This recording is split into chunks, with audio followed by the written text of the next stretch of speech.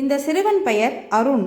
தனியாக பூங்காவில் அமர்ந்து அவன் ஃபெயிலான பரீட்சை பேப்பரை பார்த்து கொண்டிருக்கிறான். சக மாணவர்கள் தாங்கள் வாங்கிய நல்ல மதிப்பெண்களை மகிழ்ச்சியாக கொண்டாடுகிறார்கள். இதனால் அருண் சோகமாக இருக்கிறான். அருண் மெதுவாக, என்னால் அதிக மதிப்பெண்கள் வாங்க முடியாது, எனக்கு திறமை இல்லை என்று கூறுகிறான். அருகில் இருந்த வயதான தோட்டக்காரர் இதை கவனித்து அருணிடம் ஏன் சோகமாக இருக்கிறாய் என்று கேட்கிறார். அதற்கு அருண் ஃபெயில் என்று எழுதப்பட்ட பேப்பரை காண்பிக்கிறான்.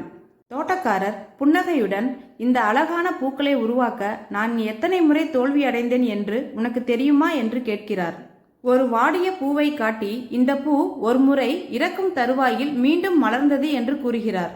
ஒரு உயரமான மரத்தை காட்டி, இந்த மரம் சிறியதாக இருந்தபோது புயலில் பலமுறை விழுந்து மீண்டும் மீண்டும் எழுந்து இன்று பெரிய மரமாக மாறியது என கூறுகிறார்.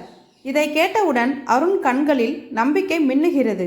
அப்படியென்றால் தோல்வி முடிவில்லையா என்று கேட்கிறான். தோட்டக்காரர் புன்னகையுடன் சொல்கிறார், தோல்வி ஒரு ஆசிரியர். நீ தோற்கும்போது அடுத்து என்ன செய்ய வேண்டும் என்பதை அது உணர்த்தும்.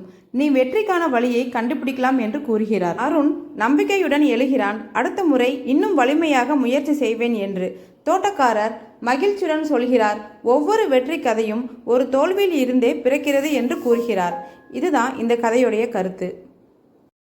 நாம முயற்சி செஞ்சாதான் அந்த தோல்வி கூட நமக்கு கிடைக்கும். இந்த வீடியோ பிடிச்சிருந்தா லைக் பண்ணுங்க, ஷேர் பண்ணுங்க, மறக்காம சப்ஸ்கிரைப் பண்ணிக்கங்க. தேங்க்யூ.